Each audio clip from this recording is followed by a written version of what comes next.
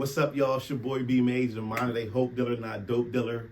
And we're back with another phenomenal episode of the High Performance Leadership Podcast.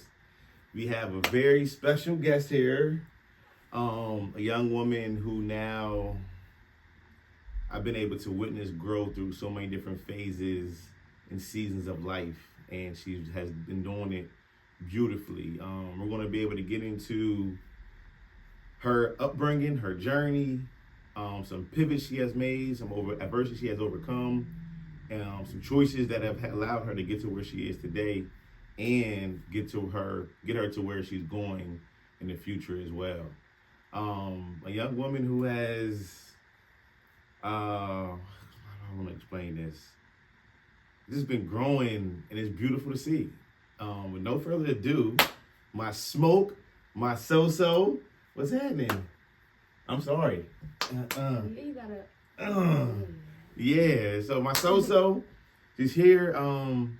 Give people a little bit of introduction about who you are, and where you currently are in life so far. Yeah, so my name is Sophia Formica. I've been born and raised in Harrisburg, Pennsylvania, right here. What else? I grew up with two brothers and raised by a single mother, so that taught me a lot, you know. Being the best version of myself has always been at like the peak of who I want to be for myself and for others around me. So I'm super competitive, so I get to use that competitive edge to really help me be the best version of myself and bring my best self to whatever I do. So that really pushed me to, you know, do well in school. I was able to graduate high school in 2024 with a 4.0. Whoa. 4.0. Go ahead.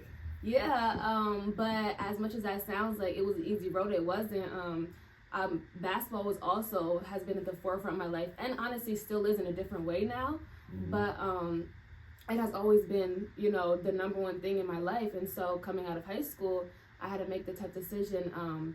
Do I want to continue on the route of, you know, being on the floor and flourishing my basketball skills, or do I want to make a really hard decision and go to school for another talent that God gave me, which is academics?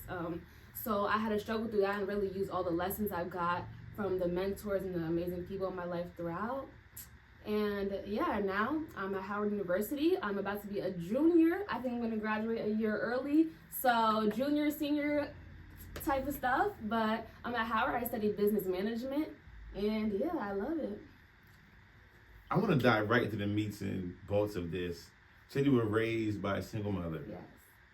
Tell me how that was, for one, and then the biggest lesson you may have learned so far from just your mom's character, her morals, her values that you see in yourself.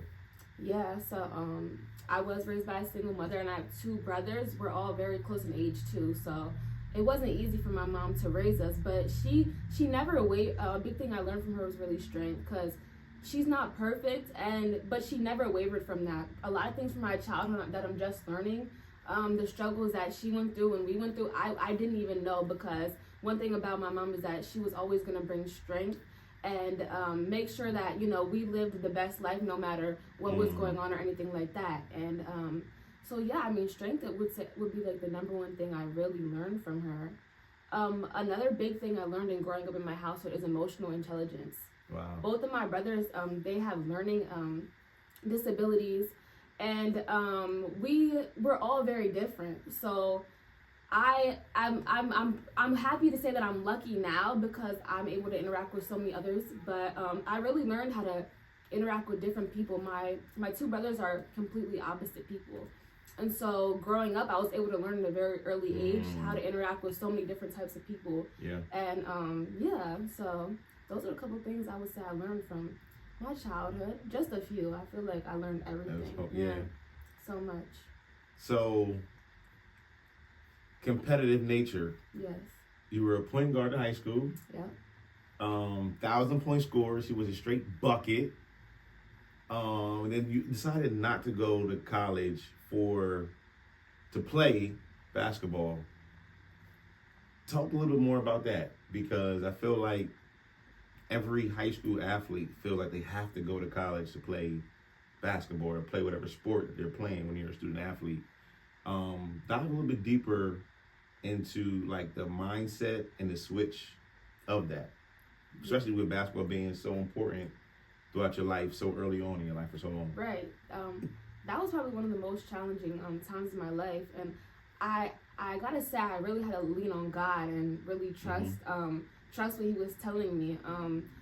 I think at one point in high school I got complicit and thought that maybe I didn't need any more growing, but I was completely wrong. I had so much more growing to do. And so I think a big part of my decision to go to Howard for academics was that growth. I needed to grow and know myself outside of basketball. I needed to remember all the gifts that God has given me, and that basketball and the different skills that I've learned from it weren't the only things. And also I really stepped back and realized that basketball is bigger than basketball. Like I have learned so much from the game, things that I am sitting taking a test and I'm thinking about different basketball skills. A lot of people wouldn't believe me when I say this, but I could be doing something with a business executive team and thinking about 5 up, 5 down, but it's because I'm thinking of like, Sophia, you gotta check these little details in. And so I thought about basketball has given me so much and it still can give me so much, but I have to change my perspective on life and see it from a different perspective. So ultimately, though, to say all that, it was God. Like God did. God did. He told me to take that little leap, and that's what I did. So to graduate high school to 4.0, like that's unheard of often. Like that's not often. Like that doesn't happen often. Speak on the importance of your education and school from start to finish as you're in high school. Yeah. So I think education is literally everything, because if you take the things that you're learning in the classroom, or even the different skills that you're learning in the classroom, you can apply them to every aspect of your life. But the thing that I think a lot of athletes don't do is apply the things they're learning in their sport to the classroom. Because you don't have to be the smartest person. You don't have to know every little thing. But a lot of athletes, they're competitive on the court, and they're wanting it on the court. So if they bring that same thing, same intensity to the classroom, it becomes easy. And once you get in that flow, it becomes easy. You know. That's a good one. Yeah, people want to build a relationship with their coaches to get more playing time, but they're not building a relationship with the teacher, and that's like big things that you can use to better yourself. So that's a good one. Yeah. Because people don't apply that to the classroom. No. Plus IQ on the court. I think so much of my IQ from on the court was literally from applying myself in the classroom and in life in general. Like intelligence can carry you a long way, I think. Wow. So with the student athlete piece, I feel like so many students still believe that you can be an athlete before a student, but it doesn't work like that. But I definitely love that comparison of implementing what you learn on the court in the classroom versus the classroom on the court. It's not talked about enough. Not at all. Yeah. But that same intensity you have to bring every practice, every game, apply that to the classroom. And I think a lot of it is like, I think the biggest thing is attention to detail. And it's like, well, if you get used to not applying yourself in the classroom, it's gonna carry into basketball, and you're wondering why you can't grow in basketball, you can't learn different skills, you can't get your form right. But it's because you're lacking the ability to have attention to detail. And I think once I realized that, and I realized that most things carry on throughout like my whole life. And if I'm falling short in one aspect of my life, I'm most likely gonna fall short in all. It's gonna carry on. Yeah. So I think once I realized that was huge. I'm still working at that. But. And I love that. That just gave me chills, because what we had for a long time was what we call a love-hate relationship. Like I used to be so strict with her every move, every shot, every rep, and it was so uncomfortable until we made it comfortable. And that attention to detail, like, that's powerful. It gives me chills now because I've really seen the growth of it. I mean, we got to the point where it was, I don't give a dang what you talking about. So this is how it has to be done. And it was a rejecting of it for a while. And then you'll see like spurts of it happening. 10-minute spurt of something working right way, and then we get tired. Right. And then we lose attention to detail, right. And then we spark back up, and then in 10 minutes it go to 15 and 30, that we was putting together hour, 20, 30-minute workouts with sharp attention to detail. So that really gives me chills, but like it gives me a great feeling that you understand that aspect to this day. Little do I honestly think without that and without the relationship we built that way, I would be like, it was crucial in my life. I would be missing so much because I had so many people around that time and still who just want to tell me, you know, they want to tell me what I'm doing right. And and honestly, a lot of it is not true. They just want me to be on their side. They want to have a relationship that's not built off of a real foundation. So many coaches were just telling me everything I was doing right, and I wasn't growing. And you were the only person that helped me to grow because you told me what I was doing wrong, and that's what I needed. And I honestly, going back to like my decision to go to Howard and really switch things up, I think you taught me that the biggest thing to grow in life is to be comfortable with being uncomfortable. 100%. And I think without that, I wouldn't have gotten nowhere because I would have chose somewhere that was comfortable, and I wouldn't have grown. How was the transition? Oh wait, before we go to that part, so she's a 1,000-point scorer, and the game she had at 1,000 points, she pulled that three from so deep with perfect form. Like, I almost ran on the court and gave her the biggest hug. Like, that'd have been crazy. But I was ready to just run out there out of excitement for you because I've known and seen how hard you work to reach that goal that we set. And through it all, through every emotion, like, you made that goal become a reality. And that's going to also be a moment of anything in life. Like, when you first got to school, I'm like, listen, this is the same mentality of basketball. Like, you're going to grow through some stuff. You're going to have some hard times to think through, to work through. But you're going to be able to push through it all no matter what. With that, coming from Bishop McDevitt, which is a predominantly white high school, to going to HBCU. Speak on that transition. Has it phased you at all? Did it ever, was it any type of call? I mean, we grew up in Harrisburg, in the city, being all over the place. But was it any type of shock for you, or what kind of adjustments did you have to feel like you had to make? That is one I think about often, but it's kind of tough to put into words, really. But I think luckily, my credit to my mom, she gave me and my brothers a really good foundation of being around so many different types of people, that it wasn't like I grew up with around all white people and then I had to make that change. But I would say the biggest thing at Howard is that McDevitt, they wanted us to achieve but didn't want to give us any tools to succeed. Or succeed is the right word. They wanted us to succeed, but they didn't want to give us the tools. They didn't really care how well we did, but once we did well, they wanted to say, you know. And I mean, I guess I saw that a lot, especially in basketball. When I was doing well, it was Sophia, she goes to McDevitt, but behind the scenes, and McDevitt has taught me so much. I'm not saying that, but it's like, when going to Howard, I'm surrounded by Black excellence every day. So it pushes me every day because I may be thinking, well, I don't have to do nothing today. I just want to chill and do nothing. And then I walk to the dining hall and I see someone who just started a company and are already, you know, have their feet off the ground, running, someone with a Fortune 500 internship, like things like that. So Howard doesn't give you the opportunity just to slack. To coach, and if you are, then you're just missing out. Right. So, other than that, as far as, like, the culture, I mean, there's a lot, but it's one of them things. I not necessarily as far as going from McDevitt to Howard, but going from Harrisburg to DC. I was struggling with like just like the difference. Harrisburg's a smaller city, everyone's known, and then going to DC.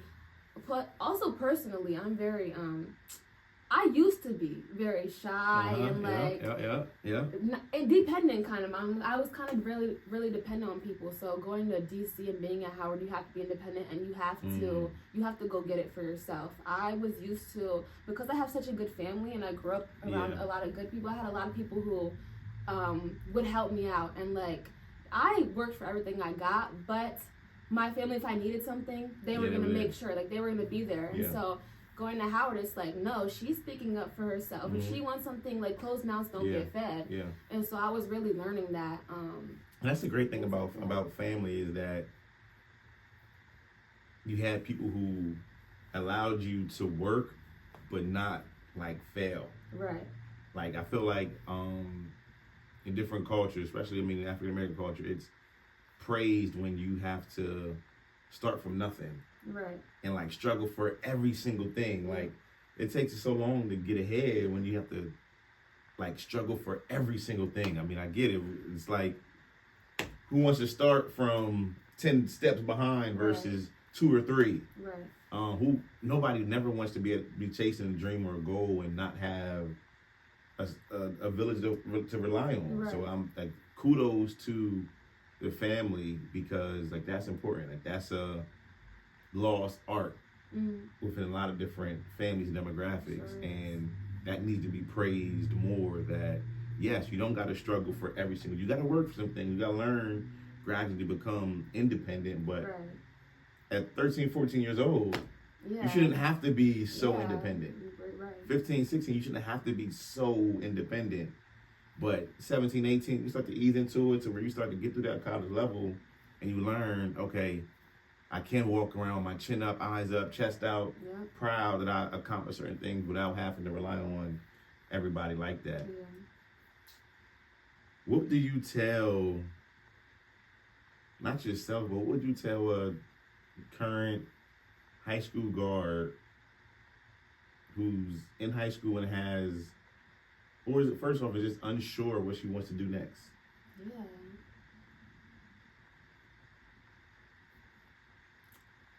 Yeah, that's tough. I would say a lot, but high school guard, unsure what she wants to do next. I would say you have to lean on your faith. You have to lean on God, because when nobody else is there, when you feel like you're falling, He's gonna be there. But also, you have to take a step back, and you have to look at like, who am I as a basketball player, but who am I as a person? You know, what can I bring to every aspect of my life? And where do I need to grow? I think once I looked at that, like that was the biggest stepping stone. What do I need to grow? And do you want to grow? If you're good where you're at, and you know, you want to live a simple life and do whatever, then that's okay. But for me, like I truly want to be the best version of myself and bring that to others. And so wanting more and seeing where I had to grow was the biggest thing I looked at, and that's what I would tell other people. Wow. So one of the things that I always tell people was guaranteed in life is adversity. Right. What do you feel is your biggest adversity you had to face that you were able to grow through?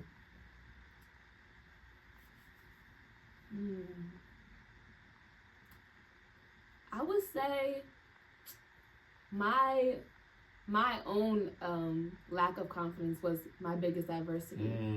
Let's talk about it.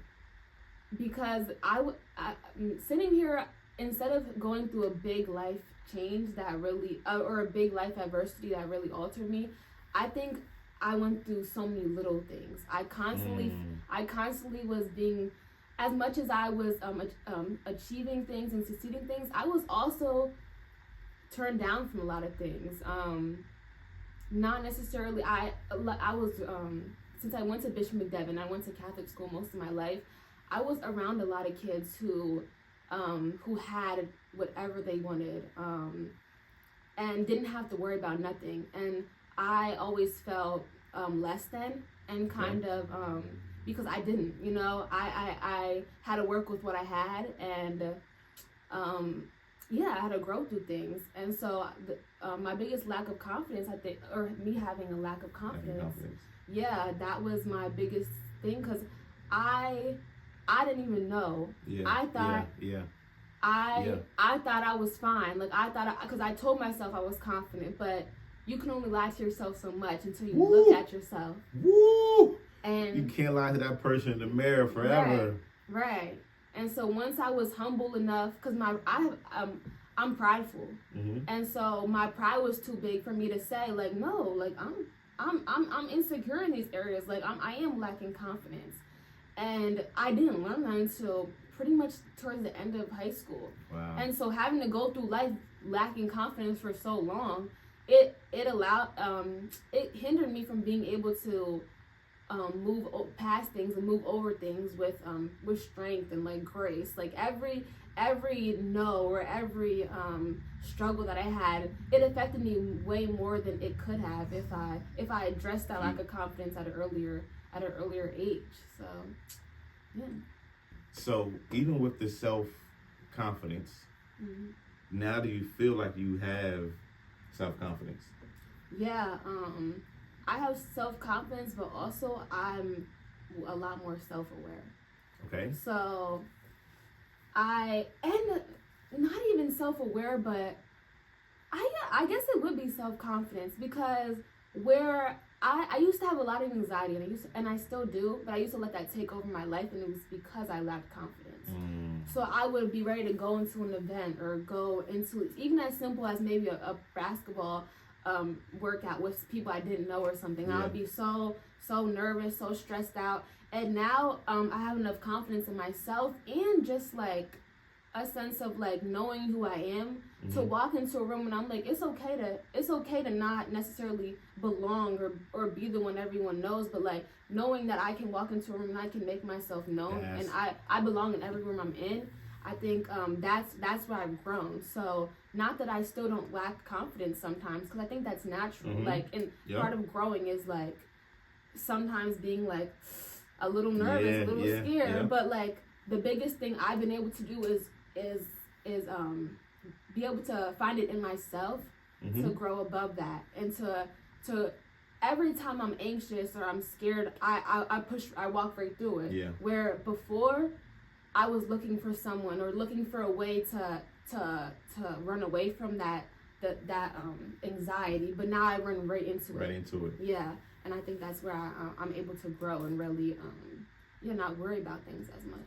So that, again, I'm getting chills, because once you started to really come into your own on the court, it was the same exact example of this. Right. It's like before you became like, especially like that middle of that sophomore year, it was like it kind of you started to just look different out there. Yeah. And then to that junior senior year, it was like she's been here. She's been through that. You became, getting buckets was normal. Right. Making certain plays became normal. Not backing down from any opponent became normal. Taking a big shot became normal.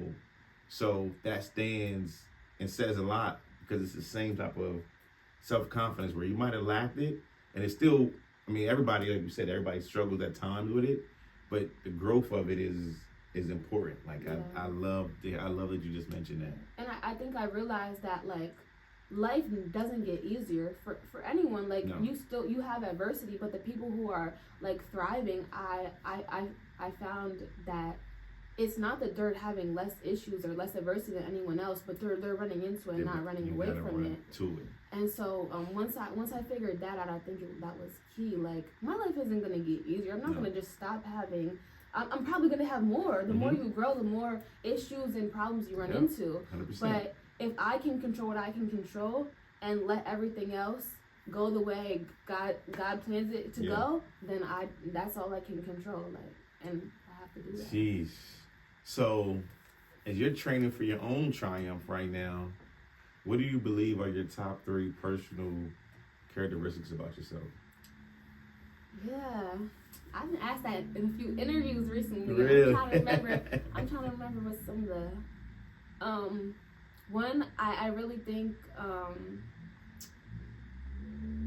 my pride, and as much as that can hurt me, I also think it's a great attribute I have, because I truly want to bring the best version of myself to everything I do. Mm-hmm. Whether I'm writing a paper for school, whether I'm out somewhere, like I want to bring the best version of every person I talk to, everything I do. Like I don't want anything less than that. Yeah.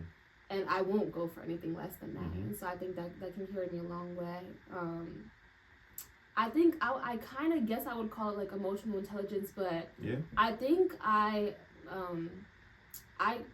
can talk to whoever, and I like to speak to whoever. So I think a lot of people are very one lane, and they stick in that. But I like to open myself up to different opportunities and different things, and really able to interact with everyone, which I was never. I was that. It's funny that I'm saying that, because I was never like that. Like, and then, So your pride, your emotional intelligence. Yeah. And then one more, like, that the world is going to have to remember that Sophia was or is. Yeah.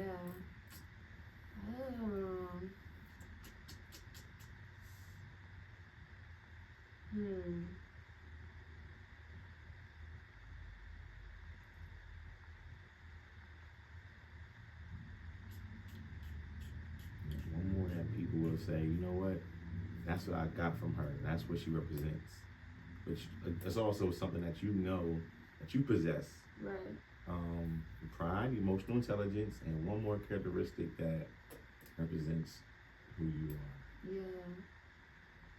Make it a good one. I know. I'm trying to. I'm processing like it's so many you can say, but this one's on you. Ooh.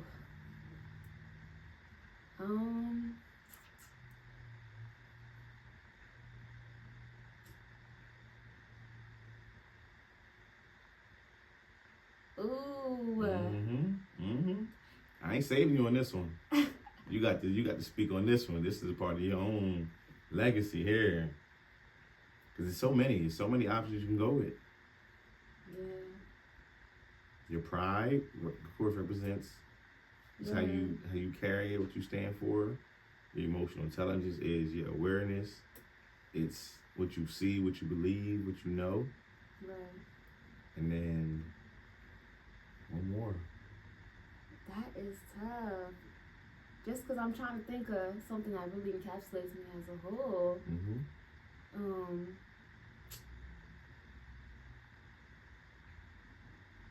Ooh. Yeah. I'm trying to find it. Cause I'm thinking of competitive, but I don't know if I want to use that, because that's like the same as pride, like, you know. That's it. Same warehouse. Yeah.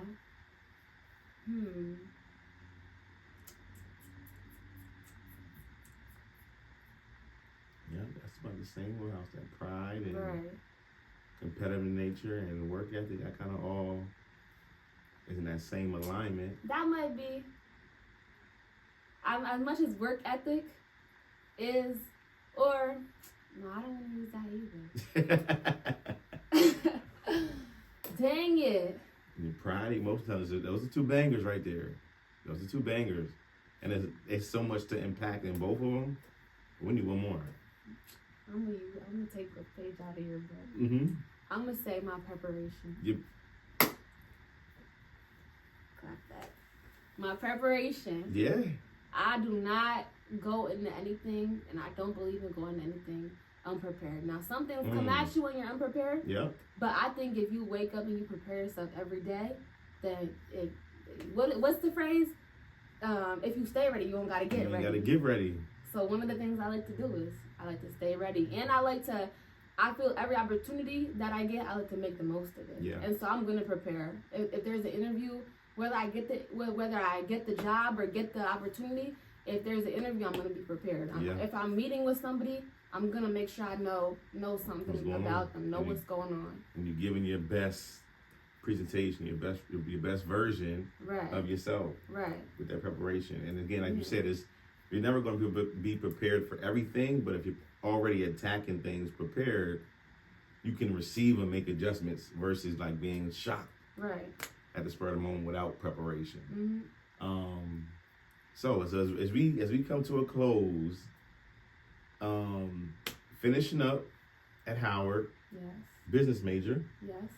what's the goal or what's the plan next, or what are you looking to get into? So as people across the world hear and see this interview, that they know what they're going to be getting, or they know kind of what you want to approach and attack next for life after college. Yeah. So I actually really like this question because I think I was struggling with figuring that out for myself for a while, because the world is huge. There's so many opportunities. So it's like, I'm the type of person where in the best word, I'll be able to grab dabble in a little everything, see what I like the best. But one thing that really stuck with me is like, I think I would be nowhere without my religion, like the community that has really lifted me. And I think not enough people necessarily have that village. Yeah. So a big thing I want to work in is like community development. Okay. Whether it's developing like different underserved people or underserved communities, and really giving them like not even the same opportunity, because some people don't make the most of it, but giving them the tools that they can, because I think there's so many people that we're not seeing their full potential. And I'm huge, as I said, on maximizing my potential, so helping others to be able to maximize theirs, or at least try to, is really huge to me. So whether that's working with nonprofits or working with huge companies in their like community engagement sector, that's something I'm really interested in, as well as sports, basketball particularly, but sports as a whole will always be a huge part of my life, as I think they do so much for people. They connect people from literally every background, every monetary status, everything. That sports, it brings everything together. Yeah. So I think that's huge to me. Plus, I'm interested in entertainment, the sports and entertainment world. They go hand in hand. So falling into that, whether it's on the back end of it with operations, or even front facing, I love to talk to people, and I like. So whether it's like a broadcasting more type of deal, or the back end of things, and development or operations like that, that's the thing I'm looking into, getting into. And then real estate on the side. Yeah, I've been taking courses in like commercial real estate, things like that. So I think that's huge, being able to buy properties and make a good investment. Right, investment. So we've spoken a lot. Yes. If people hear this message and they take one part away, what part would that be? About in regards to life, in regards to what you believe in life, in regards to anything. Yeah. What do you want people to ultimately take away from hearing this interview today? Yeah, I think at the end of the day, God gives each and every one of us so many gifts. So learning to and I feel like everyone's goal in life should really be to maximize their potential, maximize those gifts. So what that means is like I said, running through your anxieties and not running away from them. Running through your problems and not running away from them is huge for growth, and doing things that are uncomfortable is the only way to grow. I think a big phrase I took away from what you would tell me, and I it's in the back of my mind every day, is staying comfortable with being uncomfortable. You're never gonna grow if you conform and be comfortable. So yeah, that's I think the biggest thing that I want people to take away from this. Run into things and don't run away from them. Run into things and don't run away from them. And being comfortable with being uncomfortable. My 4.0. Yeah, my 4.0 little sis. Howard, soon to be grad. Yes. 1,000-point scorer. A person who overcomes adversity, who makes pivots in life. A person who's been able to just stay resilient, stay prepared, and will continue to prosper. Yes, sir. I love it. You guys, this is another episode. This is the first. Make sure I'm right. I was trying to think of any other time I think this is the very first interview from anybody who was ever in college. Yeah. Currently in college. Right. Not like ever went to college, but currently in college. Yeah. I'm glad Another I got one to in the do books. it. Another one in the books. You guys, we'll make sure Sophia's information is below. Anybody out there who has some contacts or directions for her as she finishes Howard. Is that the real HU? The real HU. The real HU. The real HU. They said it. She said it. And but any other body who else has some good resources for her as she continues to maneuver through life in business, in the business world, in the sports entertainment world, be sure to definitely shoot me a message. We'll try to connect some dots as well. Y'all, this is another episode of the High Performing Leadership Podcast. It's your boy B Major, minded a hope dealer, not dope dealer. So, aka Smoke. Listen, you already know the vibes. Stay focused, remain humble, and keep working, keep working, keep working. Woo! Let's go!